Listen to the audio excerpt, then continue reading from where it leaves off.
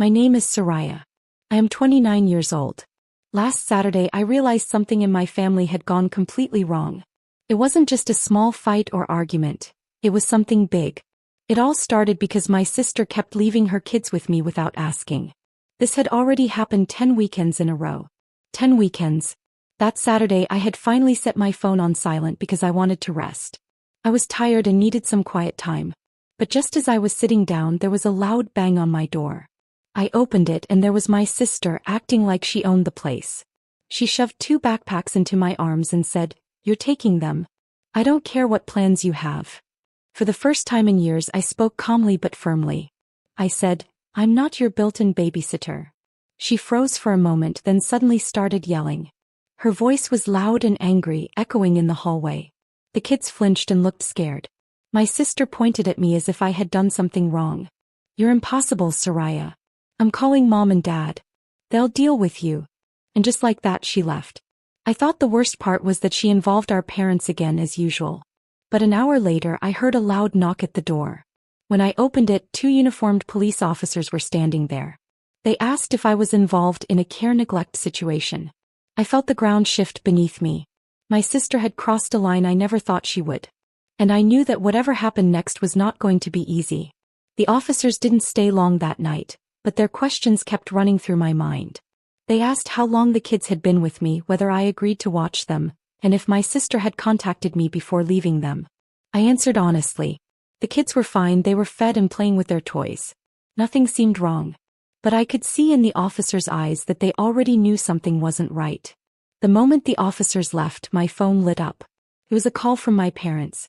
I didn't answer. I knew exactly what they would say and I wasn't ready. The next morning they came to my apartment anyway. I had barely poured myself a cup of coffee when my mom marched into my living room like she was inspecting a crime scene. "Soraya, what on earth is going on?" she asked. "Your sister said you refused to take the kids and left them crying on the porch." My dad stood behind her, arms crossed, looking disappointed before I even said anything. I kept my voice calm and steady. "She dropped them off without asking again," I said. "And when I finally told her I couldn't do it, she called you. And then she called the police." "You're their aunt," my mom snapped. "She needs you. She's overwhelmed." I almost laughed. Overwhelmed? My sister went to spa days, nights out, brunch with friends, and had plenty of fun. Meanwhile, I was the one rearranging my entire life every weekend to take care of her kids. My dad shook his head. "Soraya, you live alone. You have the time. Your sister needs you." There it was, the same old story I had heard all my life. My sister always got excuses. I was always the one expected to step up. I didn't argue. There was no point. Every time I tried to defend myself, the conversation twisted back into me being insensitive, unhelpful, or dramatic. But something inside me had changed since last night. Hearing the police talk about neglect made me realize how dangerous this situation could become. If my sister could use the police system once, she could do it again. And next time it might not be just a talk. Before my parents left, my mom said the one line she always saved for when she wanted to shut me down. "Your sister counts on you. Don't make us regret raising a daughter who doesn't care about family." They walked out before I could respond. An hour later, the doorbell rang again. I considered ignoring it, but something in my gut told me I shouldn't. When I opened the door, the twins were standing there alone, holding paper cups from a nearby cafe, like it was completely normal. "Where's your mom?" I asked, my stomach tightening. "She had errands," one of them said. "She dropped us off downstairs and told us to come up." I looked down the hallway, but my sister was already gone. Not even 36 hours after the police visited, she was doing it again. I brought the kids inside and tried calling her. She didn't pick up.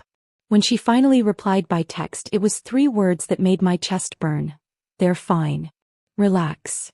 I wanted to scream, not at the kids but at the situation. She treated them like weekend luggage she could leave anywhere, not children who needed care. Then there was a knock at my door. It was my neighbor, Mrs. Isolde.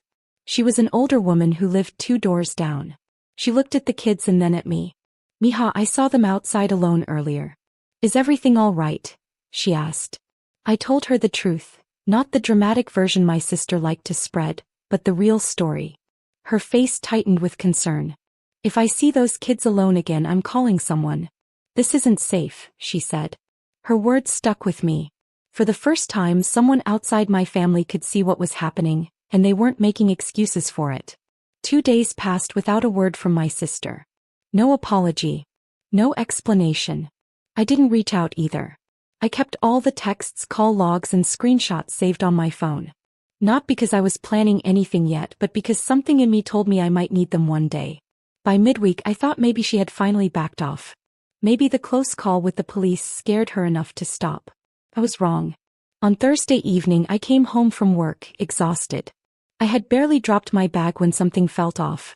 The hallway was too quiet, the kind of quiet that usually means trouble. I reached my door and froze. 2 small backpacks were slumped against the wall. The twins were sitting on the carpeted floor, swinging their legs, eating crackers from a plastic bag. One of them looked up with a smile. "Hi, Aunt Soraya. Mom said we're sleeping over." I didn't say anything at first. My brain was trying to make sense of what I was seeing. I unlocked the door quickly and ushered them inside.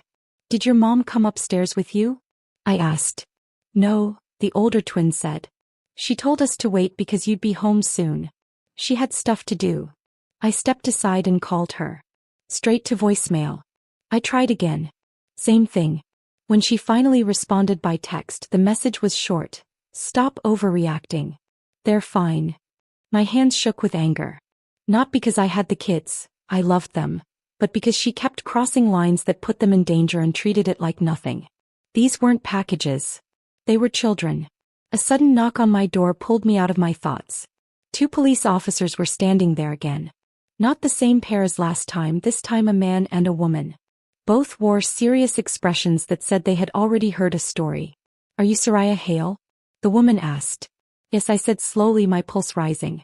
"We received a report," the male officer continued.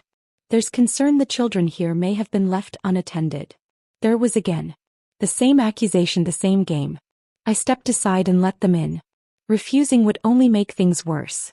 The kids were sitting on the couch, eating snacks and watching a cartoon, completely oblivious to the chaos surrounding them. The officers asked basic questions. How long had the kids been with me, whether I agreed to watch them, and whether I had tried contacting their mother. I answered everything clearly without shaking or stuttering. The female officer crouched down and spoke to the kids. "Did you walk up here by yourselves? Did anyone stay with you?" The younger twin nodded. "Mom said to sit and wait for Aunt Soraya. She had errands." Both officers exchanged a look. Not confused. Not surprised. More like they recognized the pattern. "Soraya," the male officer said quietly, "we're not placing fault on you, but someone keeps calling us regarding alleged neglect. We need to document everything." I felt something cold settle in my chest. "She's using you to pressure me," I said. "We can't comment on motives," the female officer replied, "but we can note inconsistencies." And there are inconsistencies. They finished their questions. They weren't rude, but their tone was serious in a way that hadn't been there during the first visit. Before leaving, the male officer stepped closer and lowered his voice. "If this happens again, kids alone in a hallway, unannounced drop-offs, you need to protect yourself. Keep records. Don't engage in arguments. And if you ever feel the situation is unsafe, call us first. Call us first." The irony was painful. After they left, I sat at my kitchen counter staring at the folder on my phone that held every message, voicemail, and screenshot. The pile was growing fast. The kids finished their snacks and ran to the bedroom I had set up for them on weekends. I stood in the hallway watching them play and felt that cold, hollow fear again. It wasn't just my sister's irresponsibility anymore. She was dragging the police into this like it was a game. She kept escalating, someone could get hurt. I didn't know it yet, but this second police visit was only the beginning. My sister hadn't even reached her breaking point. That came later. Loud, messy, and right on my doorstep. By Saturday, I told myself something very important. I would not open the door for anyone unless they sent me a message first. I needed just one weekend to rest and have peace. One weekend with no chaos, no yelling, no problems. I turned my phone on silent so it wouldn't make a sound. I started cleaning my apartment. I wanted to pretend for a little while that everything was normal. I wanted to sweep the floors, dust the shelves, and organize my books and clothes. I wanted to feel calm. But late that afternoon, something happened that made my heart jump. I had gone downstairs to take out the trash. On my way back upstairs, I heard something that I didn't expect. Two small voices were coming from the far end of the hallway. They were soft voices, but I could hear them clearly. My stomach tightened. My heart started beating fast. I walked closer, and when I got nearer, I saw them. The twins were sitting on the floor right by my door. Their little legs were pulled up close to their bodies. Their backpacks were on their laps. Their heads were drooping down, almost like they were too tired to keep them upright. They looked small and fragile, waiting all alone. There were no adults around. No note. No message. Nothing. I knelt down so I could be closer to them. I tried to sound calm. "Hey, how long have you been here?" I asked softly. "We don't know," one of them whispered. "Mom said to sit here and wait. She said she'd be right back." I felt my face get hot. My cheeks burned. This wasn't just a bad choice anymore. This was dangerous. Anything could have happened to them while they were sitting there, maybe even for hours. I swallowed hard. I had to keep them safe. Before I could say anything else, my neighbor, Mrs. Isolde, stepped out of her apartment. She was carrying a bag of folded laundry. When she saw the kids, her face changed. It became serious and worrying. "Mija, they've been here a while," she said. I checked twice. I didn't see their mom anywhere. My stomach twisted into knots. I thanked her quietly and brought the kids inside. I gave them juice boxes and crayons to keep them busy while I tried to calm down. Then I called my sister again. Straight to voicemail. I tried calling a second time. Nothing. A third time. Still nothing. Finally, she sent a message. "Busy. They're fine. Be an adult for once." Her words felt like a slap in the face. I felt anger and frustration rush through me. I wasn't the one leaving children alone in a hallway. I wasn't the one giving someone else all the responsibility. I wasn't the one calling the police with lies. I wasn't the one disappearing. I stared at the message until the letters blurred. For a moment, I thought about calling the police myself. But then I looked at the twins. They were coloring quietly, unaware of everything happening. I felt torn inside. I didn't want them to get into trouble because of their mom. She used them like shields to avoid responsibility. I put my phone down and tried to keep the evening calm. But after dinner, there was another knock at the door. This time it was urgent. Mrs. Isolde was there again. Her eyes were wide. She pointed toward the lobby stairs. "Your sister just drove off again," she said. She didn't even look back to check if the kids were safe. I recorded the last part just in case. "This isn't right," I whispered. She showed me a short video. In it, my sister drove away while the twins sat alone in the hallway. No hesitation. No second glance. My throat felt tight, almost like I couldn't breathe. "Thank you," I said quietly. I didn't know what else to say. She put a hand on my shoulder. "If this happens again, I'm calling someone. I love those kids, but this is too much." After she left, I sat on the couch and stared at the wall. I thought about everything. The 2 police visits, the hallway, the lies, the guilt trips. My sister was spiraling, and she was dragging her kids and me down with her. Later that night, my mom sent a message. "Your sister says you refused to take the kids earlier. Why are you doing this to her?" It almost didn't feel real. They didn't ask what happened. They didn't ask if the kids were safe. They didn't ask if I was okay after 2 police visits in 1 week. All they wanted to know was why I wasn't cooperating. I turned my phone face down and sat quietly in the dim light, listening to the twins laugh in the spare room. They were the only reason I hadn't exploded yet. But something inside me changed that night. The calm part of me, the part that always tried to fold under pressure to keep the peace, finally cracked. I couldn't keep absorbing this alone. Not when the situation was getting worse. Not when the police were already involved twice. Not when my sister was leaving her kids in hallways and driving off. As I lay in bed hours later, wide awake while the twins slept peacefully, the first real thought of what would eventually change everything came to me. She was going to treat me like the problem. I needed to start protecting myself. I couldn't be part of her game anymore. The following week, something felt different inside me. Like a switch had finally flipped. I didn't wake up angry. I woke up clear. And clarity is dangerous when someone has been using you for years. The first thing I did Monday morning was sit at my kitchen table and organize every piece of proof I had. Not because I planned to use it immediately, but because I wanted control. Something my sister had stolen from me for too long. I started with the text. Every message where she dumped her kids without asking. Every time she ignored me. Every accusation she threw at me. Every time she told me to step up, stop overreacting, or be the adult.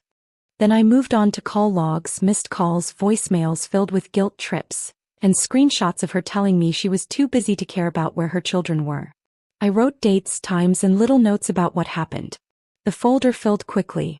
At work, I found myself focusing better than I had in months. I wasn't listening for my phone to buzz with an emergency. I wasn't rearranging my weekend to solve someone else's problems. For the first time in a long time, I wasn't living under her shadow. One afternoon, a coworker invited me to join a small project team. Before, I would have said no because I never knew when my sister would hijack my schedule. This time I said yes. And it felt good. Like reclaiming a piece of my life. Over the next few days, I tested something small. I stopped responding immediately to her messages. When she texted, "I need you Friday," I didn't reply. When she called twice back to back, I let it go to voicemail. Not to be petty, but to see what happened when her control didn't work. First, nothing happened. Then came the shift. On Thursday evening, she called again. I ignored it. 10 minutes later, she called my parents. My phone lit up with my mom's name. I didn't answer. A minute after that, my dad. I let it ring. Then came the group call. My mom, dad, and sister all at once. I watched it blink and disappear without touching it. For the first time ever, I enjoyed the silence. Later that night, I checked my voicemail. My sister's voice trembled with exaggerated frustration. "You're making this harder than it needs to be. I need you this weekend. Don't make a big deal. Just say yes." Then my mom. "Your sister told us you're being difficult. You need to remember family comes first." Then my sister again, this time harsher. "Pick up your phone, Soraya. Don't push me." I saved them all. The next day was quiet until around 6 o'clock in the evening. Then there was loud banging on my door. Not a gentle knock, banging. I checked the peephole and saw her standing there with the twins behind her, already looking tired and confused. I didn't open it. She pounded harder. "Soraya, open up. I know you're home." I stayed silent. Her voice rose. "You think ignoring me changes anything? You think you can get away with this?" Get away with what? I thought. Not being her personal childcare service. She slammed her hand against the door again. "Open this door before I..." A voice cut her off. It was Mrs. Isolde from down the hall. "Enough. Those kids are scared. They shouldn't be dragged into whatever this is." My sister snapped back. "This is none of your business." "It becomes my business," Mrs. Isolde said sharply. "When children are left in the hallway again, it becomes my business." I still didn't open the door. Eventually, after several minutes of arguing, my sister dragged the kids away, muttering curses under her breath, heels clicking furiously down the hall. Mrs. Isolde stayed a moment, probably checking if I would open the door. I didn't. When the hallway finally quieted, I exhaled slowly. My sister had escalated again, and this time there were witnesses. I wrote everything down. Time, words, behavior. I saved new voicemails, new texts. Something was building. Even though I hadn't figured out my next move yet, I could feel the direction shifting. She wasn't backing off. She was pushing harder than ever. I had to be ready for whatever she tried next. By the next week, I thought my sister couldn't surprise me anymore. I had seen every version of her selfishness. Manipulative, dramatic, explosive. I believed I knew all her tricks. And then she proved me wrong. It happened on a Friday night after a long shift. I came home later than usual, tired but relieved to have a quiet evening. When I reached my door, something felt strange. The deadbolt was unlocked. I always triple-checked it before leaving. My chest tightened as I pushed the door open. The TV was on. A half-eaten pizza sat on the coffee table. 2 juice boxes were tipped over on the rug. And sitting on my couch, scrolling through her phone like she lived there, was my sister. The twins were sprawled across the floor, building a fort out of blankets. They didn't even notice me at first. I stared at her. "How did you get in here?" She didn't look up. "Relax. I used the spare key. Mom told me where to keep it." My stomach dropped. She didn't just cross a line. She walked right into my home without asking and made herself comfortable like she owned the place. I shut the door slowly. "You can't do that. You can't just let yourself in." She finally lifted her eyes, bored and annoyed. "You act like you have something going on. Be grateful the kids have someone responsible around." I needed a break. A break. Like her children were a gym bag she could drop off on someone's floor before heading out to enjoy her night. I looked at the clutter she left behind, the mess she dragged into my home, and something inside me simmered. "You don't get to walk in here without asking," I said firmly. She scoffed. "Stop being dramatic. You live alone. It's not a big deal." I didn't argue. Not in front of the kids. I walked to my bedroom, shut the door, and locked it. For the first time in my own apartment, I felt like a guest in someone else's space. I sat on the edge of my bed and forced my breathing to slow. She had crossed into territory I never thought she'd enter. Dropping kids off was one thing. Using the police to manipulate me was another. But entering my locked home? That was something entirely different. I waited until she fell asleep on my couch. I could hear the quiet breathing of the twins. They were safe. I felt relief, but also something else. A fire inside me. I was done letting her control my life. I knew the road ahead would be difficult. My sister would continue testing boundaries. But for the first time I felt ready. I wasn't afraid anymore. I was prepared. I had proof. I had witnesses. And most importantly, I had a plan. That night, as I lay in bed listening to the quiet sounds of my apartment, I realized something very important. I wasn't alone anymore. I had my own strength. I had the twins safe inside. And finally, for the first time in a long time, I could breathe. Then I quietly stepped out, careful not to make a sound. I took a picture of the mess my sister had left behind, a picture of her asleep on my living room couch, and I wrote down the exact time she had come in. The next morning, she was gone before I even woke up. But she didn't clean up the mess she made. Crumbs were on the floor. Spills were on the table. Blankets and pillows were all over the living room. On the dining table, there was a small handwritten note. It looked rushed, almost like she wrote it while running out the door. It said, "Thanks again. I'll bring them next week." I stood there holding the note, my fingers trembling, not because I was scared, but because I finally understood how serious this had become. She had that key. She could come into my apartment whenever she wanted. Day or night. When I was sleeping. When I was at work. When I wasn't even home. Anything could happen. That afternoon I changed the locks. Not the cheap locks you see on normal doors, but strong reinforced locks that needed a code and a real key to open. I didn't tell my parents. I didn't tell my sister. I didn't tell anyone. When evening came, I finally sat quietly in my living room. I breathed deeply and felt relief for the first time in days. There were no unexpected doorbells. No pounding on my doors. No screaming. No police at my apartment. It lasted less than a full day. The next night, Saturday, I heard frantic knocking on my door. It was so loud that the frame shook. My phone buzzed from the kitchen. I picked it up. 12 missed calls, all from my sister. I didn't move. Her voice yelled into the hallway. "Soraya, open this door right now. I know you're in there." The knocking got louder and more desperate. Then the screaming began. Her words were full of anger, full of fury, full of entitlement. "You think you can shut me out? You think changing a lock means anything? Open this door." The twins' voices, my niece and nephew, were small and scared behind her. "Mom, stop," they said quietly. Then another voice came into the hallway. "Come, firm." A voice I recognized. Mrs. Isolde, my neighbor, said, "This is enough. You're scaring the kids and disturbing the entire building." My sister shouted back, "Stay out of this." Mrs. Isolde said, "Not this time." I heard her phone click on to record.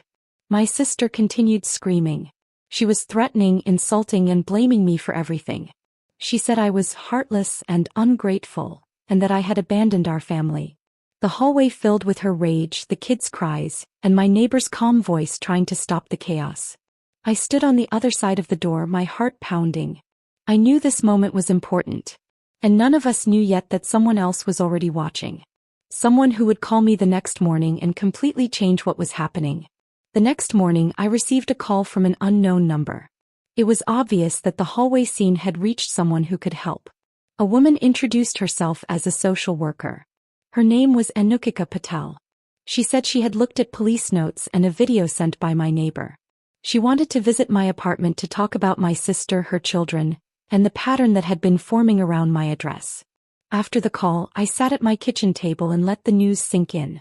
For months, my family had made me feel like I was the difficult one, the ungrateful one. But now, a stranger with no family loyalty saw that there was enough concern to open a case.